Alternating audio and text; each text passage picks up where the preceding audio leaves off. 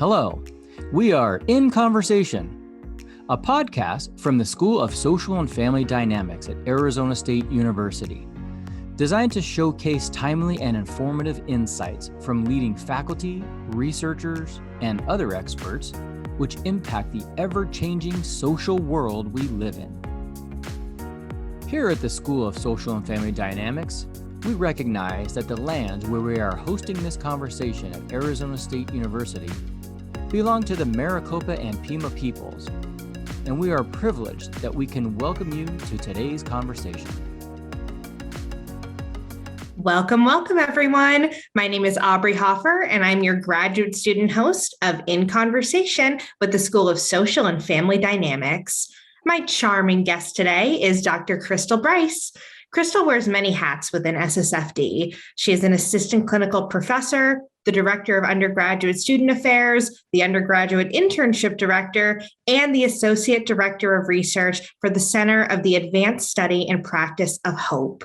She has been a career-long Sun Devil who got her bachelor's in psychology, master's in educational psychology, and doctorate in family and human development, all right here at ASU. She has done and is doing a lot of fascinating work, but today we're mainly talking about how to promote hope at the college level and a hope curriculum called Hopeful Mindsets that she's working on. Crystal, thank you so much for joining me. Thanks for having me. So, Crystal, the podcast starts and ends the same way. I'm going to ask you three sort of rapid fire questions. These introductory ones are just icebreakers to get to know you better on the surface level. And then the ending ones are to get quick bites of your personal philosophy. The point is to just try to answer them quickly in about a sentence. How does that sound? Okay, let's do it. Perfect. So my first question for you is, what is your favorite era of music? Oh, I really like 90s music. So which is funny, my daughter's 3 and she would sing Semi-Charmed Life because we would listen to like the 90s station on our Alexa all the time. Oh my God, I love that. So I actually have a funny sort of Pavlovian response to the song Semi-Charmed Life because I do Krav Maga and so I fight. And for a while in our fighting playlist, when we would do sparring, Semi-Charmed Life was always on. So every time I hear it now, I feel like I just like break out into like a sweat and I just want to start like hitting things, but in a good way. Right. That's so good. So the second question is, what was your favorite school subject when you were a kid? Oh, that's an interesting one. So I would say probably up until high school, it was English. And I still loved English, but then I started taking photography. And so I think that would be my favorite probably in high school was I did photography for 3 years. I always say if I had a different career, if I had a different career and I could be successful, it would be photography. That's so cool. Do you still take photos? I do for fun. But it's, my office is filled with some of my photos. It's the way that I can kind of remember all of our trips. So. Oh, that's fantastic. So my third question is, have you ever collected anything? Yeah. So maybe this goes back to the 90s music, but I collected Beanie Babies. So many of them, and they've not gone to waste. My daughter now plays with them. So I don't know, maybe we're like pushing this on her a little bit. I love that. It'll be the next generation of Beanie Baby collectors. Right, exactly. So let's start to get into some talk about hope. So you're working in collaboration with a nonprofit organization as well as the University of Nevada, Reno, creating this initiative called Hopeful Mindsets. I was hoping that you could just walk me through the history of how this collaboration came about and what does it aim to do? Yeah, so it was a really kind of happenstance type of situation. So I did an interview for Edutopia, and they were looking at hope. And the founder and director, or I guess founder of Hope of IFRED, which is the nonprofit, named Catherine Getsky. She reached out to me and she said, "Can we chat?" Like I know you're doing this. Can we chat? And so we started talking just about hope and hope research and how we want hope research to be more, especially right now, right? Especially more available and just more out there. And she said, oh, I'm partnering with University of Nevada, Reno. We're doing this curriculum. And I said, that's so funny because I just was working on a paper that looks at college retention. And so it just happened, right? Like out of the blue. And so from there, we all met with me and her and the people in Reno, and it started to take off over summer. It was a quick turnaround once it got the green light. She got everything recorded. It's all done virtually, it's a platform that's done online. So she got everything recorded and set to go, and then we launched it starting in August. So it's like late August was when it started going. So it's been a whirlwind, but we're really excited, and I'm really involved with the research piece. So looking at the program in terms of program evaluation, we're eliciting feedback from students who are taking the class because we're doing it as a class at ASU. I'm going to be offering it in the spring as a discovery seminar through the college. So I'm just collecting all the data. So excited to be able to share this information. That's fantastic. So tell me a little bit about, what does a hope class look like? How do you teach somebody hope? Yeah. So I always joke when people say, oh, well, what do you do? I say, I study hope, but not squishy hope, because I think a lot of times we think of hope as being like, oh, I hope I win the lottery. And that's not really how we scientifically conceptualize hope. So we think of hope as being a malleable, motivation-related construct. And so with that in mind, it really centers on goals, thinking about how do I reach my goals, feeling like I want to pursue and feeling motivated in those goals. And so when we think about it that way, it becomes much more of something we can teach, right? It becomes much more something that I can teach you how to think about the outcomes. I can teach you how to think about your goals and how are you going to reach those goals. And I can support you so that you feel like you can do it. So the program, the curriculum is a 10 module curriculum. We're doing it as 10 weeks. And so the way that it is every module or lesson has a couple videos. So it has a video from experts. So those are going to be experts in the field on hope and related constructs and kind of explaining these scientific things and how they relate specifically to those college students. So there's so many different experts. It's great. And then the second set of videos, and usually it's like one or two, is people who have recently graduated college. And they kind of talk through, what was my experience?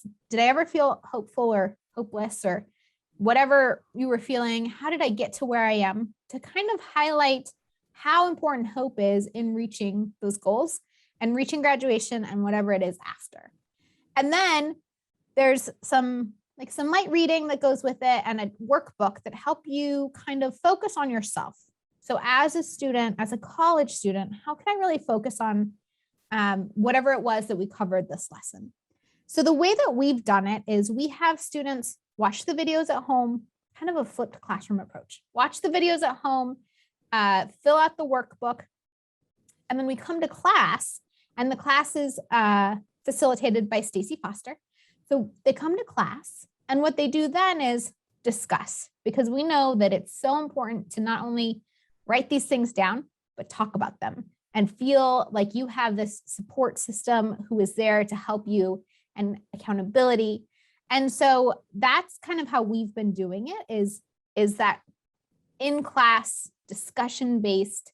Really, it's more about, let's talk about what you're doing, what you're hopeful for, what are your goals.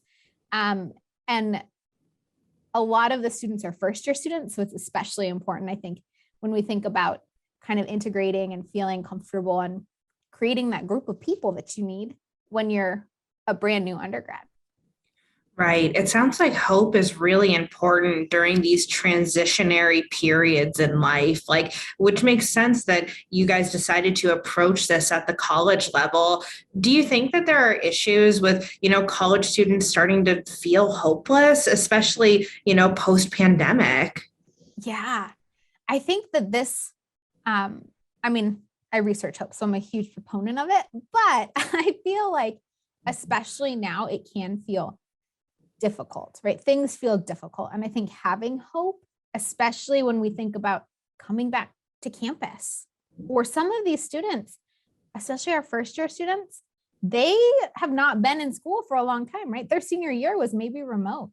And so it is a huge shift. And so we focus on hope as goals, but we also in this program think about it in terms of mental health, right? So if we can help you, and we know that research shows that if you have higher hope, you're less stressed, you have less anxiety, you have better mental health outcomes, your well-being's better. So I think you kind of get both, right? You're getting that, let's help you kind of with these, inadvertently with these mental health, and making sure that your mental health is good, but also at the same time, let's help you be successful in school, and let's help you feel supported, and let's help you kind of push forward and do it in a way where you can be engaged and you can kind of think beyond just the here and the now, in the moment. In my first 3 weeks of school, what am I going to do, right? Let's help you think about down the road what's going to happen. Right. So it sounds like a big part of like sort of hopelessness is this feeling of, I guess I would call it like lack of autonomy, like feeling as though you don't really have very much control in your circumstances. So it sounds like a big part of promoting hope and creating hopefulness within people has to do with, creating these goals and being able to give individuals more autonomy, in their circumstances, right? Like I can't change maybe what's going on at the federal level with, certain policies and pandemic related or otherwise that might cause me stress. But, I can do things to, create a plan for my next year in grad school that might help me feel as though, I have a little bit more control in my life. And that gives me some hope for my future, right? Yeah, I agree. I think that loss of control is kind of a key piece of hopelessness, Yeah. and despair, right? So I think sometimes, I don't know if it's despair and then control, or control then the loss of despair, but I agree. It's thinking about what are these things that we can focus on, and we can, right, set those goals. And when we take what we can control and plan about that, I think it becomes a lot more meaningful too, right? So when I'm planning, when I can control my here, my now, what I'm doing in my college career, I can also then control my goals, right? I get to choose what I want to do. I have that sense of autonomy. And so if I get to pick my own goals, I'm likely much more invested in those goals than if it was Aubrey picking my goals, right? So I think that's a huge piece too, is really helping these students who, some of them are young and not having done this before, and they kind of have all this autonomy, but let's help you kind of rein it in and figure out what is a good fit for you. So letting them do that. And I think that is something that's so important, especially for our first year students. Right. Like when I think back to my first year of college, I feel like I just was lost in a sea because I had grown up in a household where sort of everything had been very structured for me. And then suddenly I'm here, a freshman at ASU, and then my entire life is now sort of in my hands. And at the time, that felt very freeing, but it was almost weirdly suffocating in how freeing it was. Like there was this burden of there being so many choices and being afraid to make the wrong one. Yeah, I think that's something that we see probably just for a lot of students as they come in. But I also like to think about it in terms of first generation college students. So Right. I'm a first generation college student, and I remember coming in, and it's all the things you said. And then on top of that, I didn't know, right? I didn't know how to reach out to faculty or mentors. I didn't know, like, how do I get involved? What's important? I didn't know, okay, I'm going to be a psych major. Like, what am I going to do with that? Right. And so while my family was super supportive in me going to college, those are things that you have to navigate yourself. And I think that those can be difficult and barriers and obstacles that some of our students might face. So if we can help be through this curriculum, we can have this class that is not only teaching you and helping you learn about how to overcome or reroute when you hit an obstacle, but also preparing you in a way where you're getting this kind of built-in community, right? We're putting you in a class where you get peers who are going to have kind of the same learning experience and a great professor who is going to be there and who is there to have, right? So you have that person, right? You have that person that's not just your peer, but you have that person who really knows the system and they're there to help you. And I think that's also, right, like near and dear to my heart is thinking about how important it is to help our students who might not know how to make those connections, kind of facilitate it for them. That's great. So for anyone who's listening right now and is just totally invested and is like, please sign me up for the next Hopeful Mindsets course, it'll be offered this spring.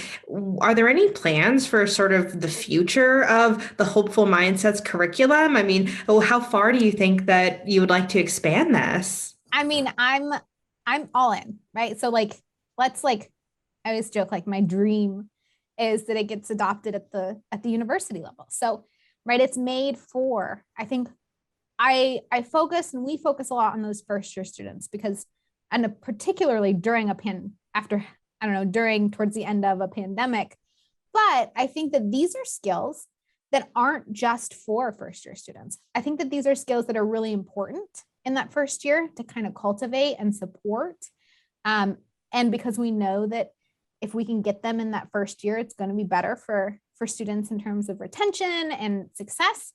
But I think that this is something that could be either integrated into certain types of classes or maybe like at the first year level, integrated into like their intro to the university class, right? So if I had all the power here, I would want it something that everyone can take so that we can teach these skills as early as possible.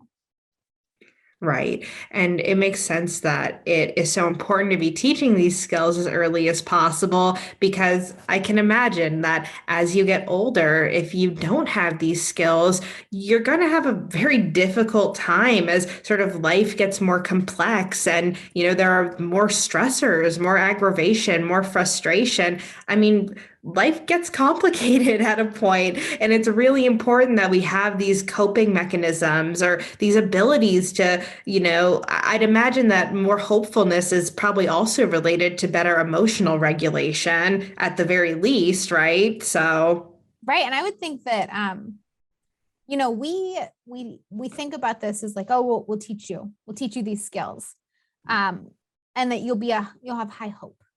But I think anybody can have situations and instances of lower hope, right?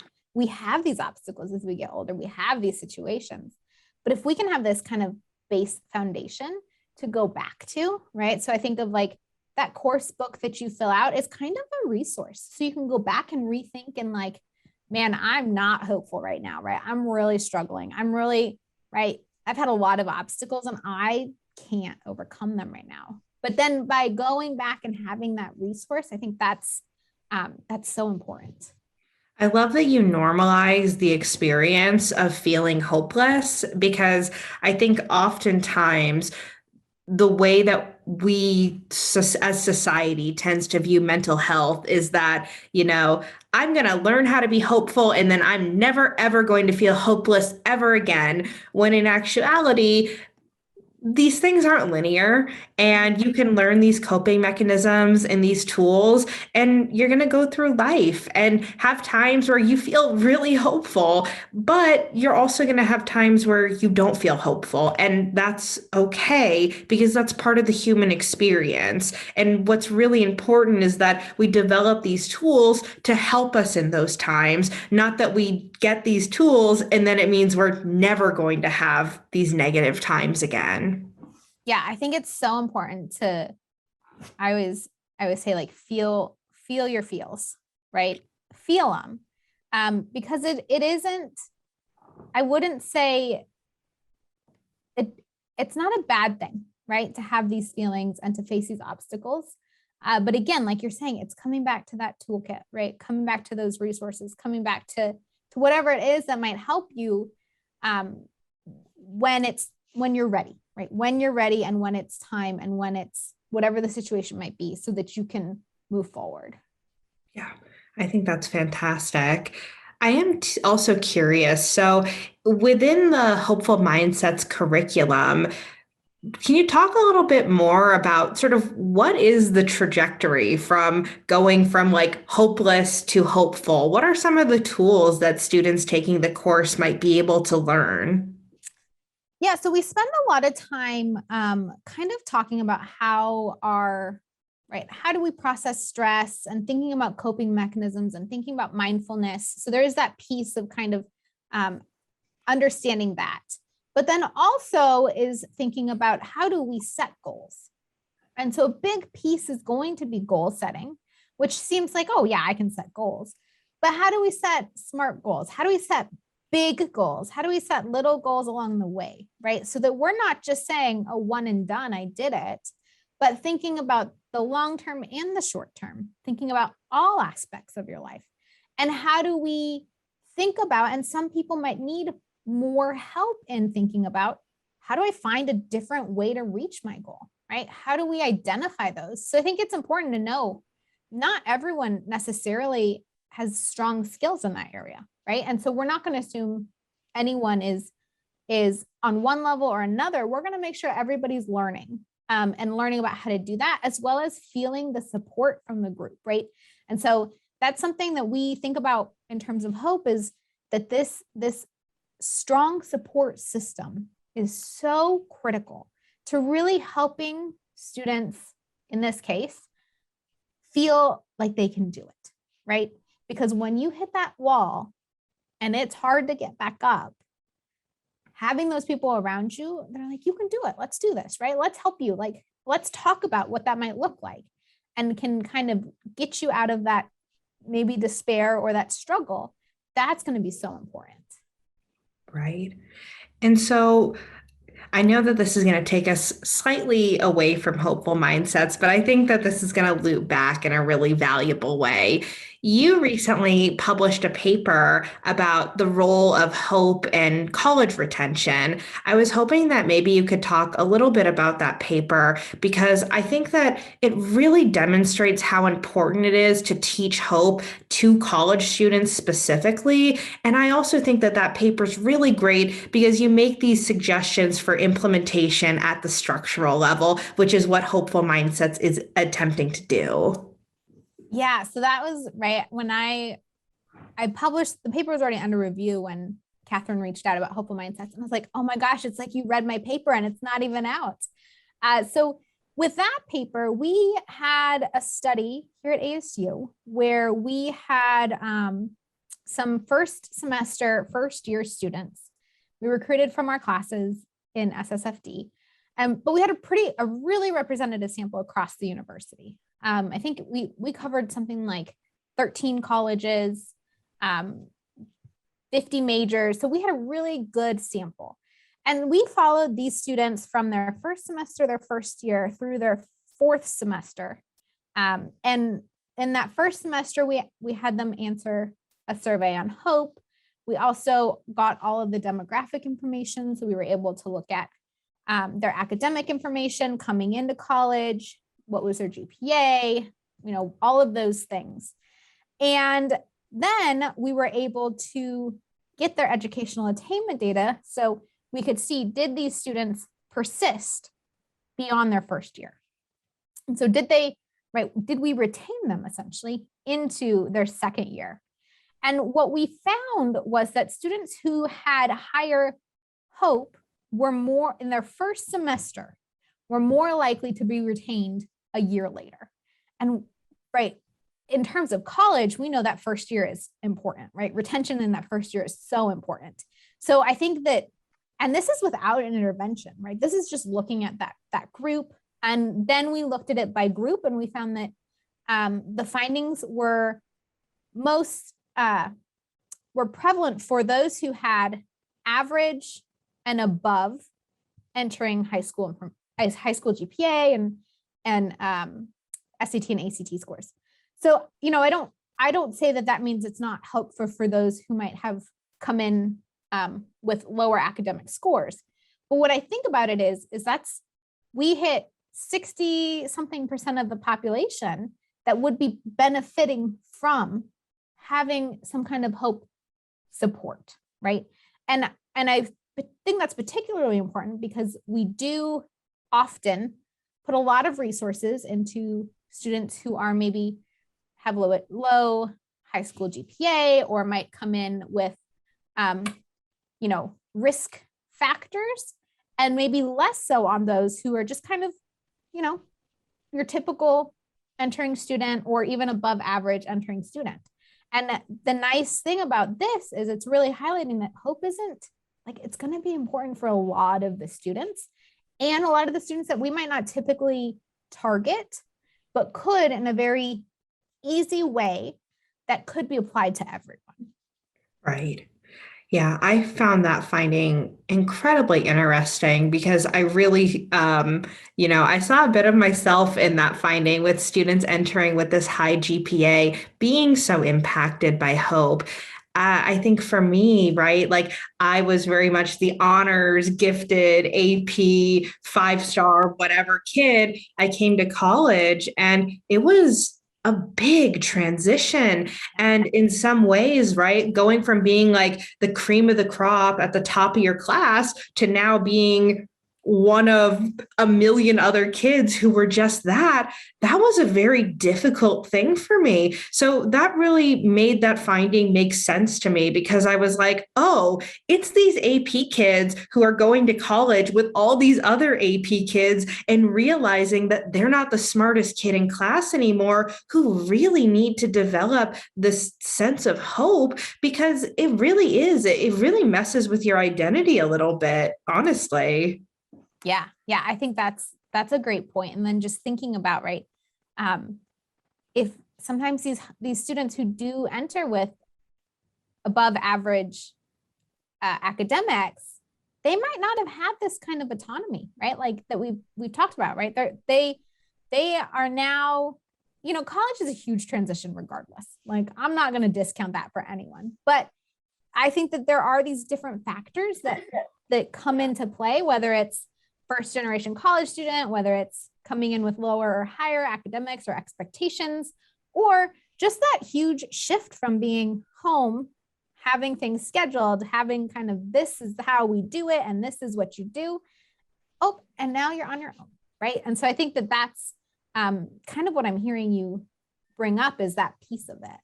Right. Well, and also what you've been talking about creating a sense of community and creating those peer relationships, and then, expanding into that with using that sense of community to also help demystify aspects of academia. I mean, it really does all just feed into each other. Yeah, I think it does. Yeah. So that's super interesting. One thing too that I wonder is that we've talked a lot about sort of hope at the structural level, how universities can help to encourage hope in students. I'm wondering for listeners right now who are wondering, well, how can I improve hope in my friend when they feel hopeless, or my partner when they feel hopeless, or myself when I feel hopeless? What do you do when you feel like you're starting to feel a little hopeless, or if you're talking to somebody and you're noticing some hopelessness in them? Yeah, so I think it's interesting after having studied hope for a while now, I notice I kind of integrate it into the way that I talk to people. And particularly when I have students come in who I'm the internship coordinator. And so students often come in with, I don't know what I'm going to do with my life. I don't know. Right. And it's like, I feel you. I've been there. I get it. And so I always try to, I think again, feel your feels. It's good. It's important to validate those feelings as okay. But let's also think about how do we set those goals, right? And so so sometimes I think it can just help by being an outsider. So someone who isn't maybe your best friend, it can help to have a conversation, depending on what it's about, with someone else, so that my job here is to help you think about goals. My job here is to help you kind of think, well, let's talk through what that might look like, and have a safe space where you can have those conversations and there's not judgment, right? Like, you want to do what you want to do. Let's talk about how you get to that point. And I think sometimes that removal can really be helpful. So I think that in that way, sometimes it can be hard when it's like your friend or a sibling or a parent who's really struggling, because you're like, oh, I just know you too well. And like, we want to jump in. But again, going to this kind of sense of autonomy and feeling this control, I think that we have to support without over supporting or being intrusive and putting our feelings and our thoughts onto them. Right. That definitely resonates with me, right? Like, I definitely tend to be the therapist friend with people. So, and it can be so hard because when someone is sort of feeling like, oh, I don't have very much structure right now, I'm not sure what I want to do. Sometimes the instinct for people who are type A, like myself, it's like you want to go, okay, great. Well, I have a spreadsheet right here and I will plan out the next 5 years of your life. And then you will never have any anxiety ever again. When in actuality, it's probably a lot healthier for the relationship and for the other person to take a little step back and just offer that support and give them a space to be confused. And that's okay. That to anyone listening, it's okay to be confused, regardless of how old you are, where you're at in your career, where you're at in your life. If you're listening to this and you're like, oh no, I'm 40 and I don't know what I'm going to do, that's okay. That happens. You're going to figure it out. Right? Exactly. You just have to, I think our first instinct a lot of times is to like fix it, right? I'm going to fix it for you, but it's okay. And sometimes it's good to struggle like that, because then you're having to reroute. You're having to actively think about, okay, what am I going to do? What could I do? What are my options? And literally just by doing those things, what can I do? What am I going to do? What are my options?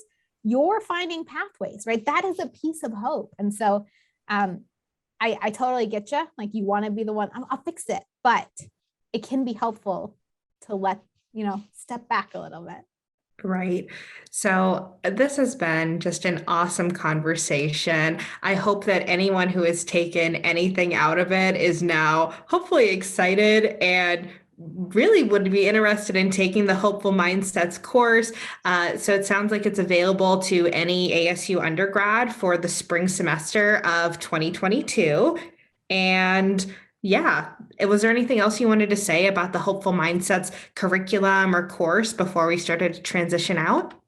Yeah, so the course is available too online. So you don't have to be in a class to do it, right? You can take you can do it on your own, which, I would say if you're going to do it on your own, do it with a friend, right? Find a partner, find a couple people that you can do it with.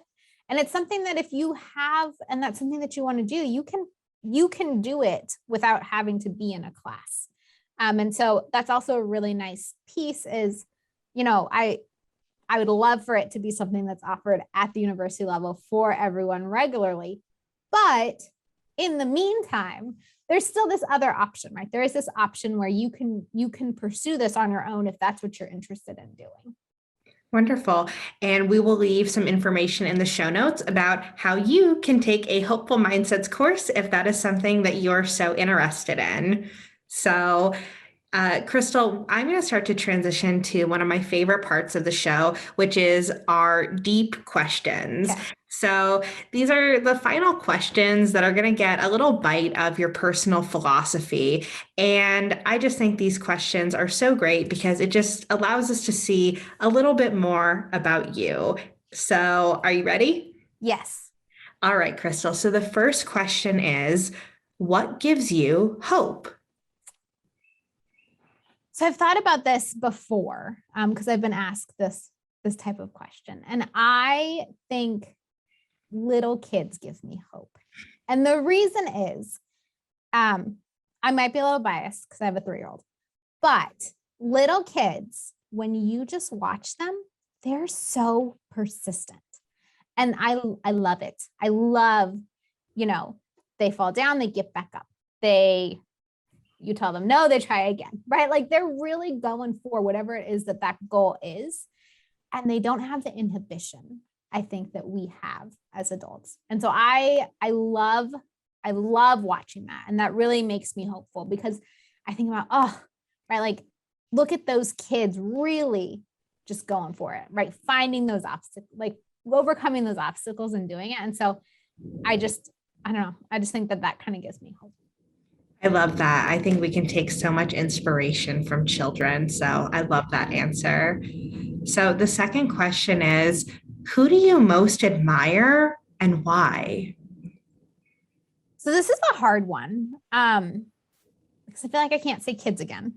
So I was, I think about this in terms of, especially as we've been talking about hopeful mindset and kind of how this has been something that I've taken on academically. And so I think about who do I admire academically? And my PhD advisor was Bob Bradley, who is just a wonderful human being. And I admire his professional approach, his thinking, like we still work together and it's just so refreshing and interesting to hear him think these things through after being in the field for so long. And at the same time, the entire time that I was in grad school, it was about milestones and he'd always say, Crystal, this is an exercise. And it's been such a great philosophy when I've had students that I work with too, because it helps put things in context, right? Like comprehensive exams, that's an exercise, as well as really focusing on family. And so that kind of balance is something that I really admire, and being able to, and right, a moment doesn't go by where his granddaughters don't get brought up. And I love that. That's beautifully said. All right, Crystal. So our final question to end on is, what is one rule you would want everyone to follow? If I could make everyone follow one rule, it would be to put yourself in someone else's shoes. So I think it's so important to think about other people's perspectives, what they're doing, what they're going through, because it just helps us be more empathic. It helps us be kind. And I think that it's something that it is hard. It's not always easy to do, but really putting yourself in someone else's shoes, I think gives you a different perspective on everything. That was wonderfully said, Crystal. It has been such a joy to walk in your shoes a little bit for the past half hour. So I just want to say thank you so much again for coming on. Are there any final words you'd like to say? No, I just thank you for letting me talk about the Hopeful Mindset curriculum, and maybe we'll get it to go real big. I certainly hope so. So this was Dr. Crystal Bryce talking about hopeful mindsets. Information about the curriculum will be located in our show notes. Thank you all so much. Have a wonderful night. If you're interested in reaching out to Crystal, you can email her at crystal.bryce@asu.edu. Connect with us and get access to all of our podcasts by visiting thesanfordschool.asu.edu/podcast, where you will also find links to all of our social media channels.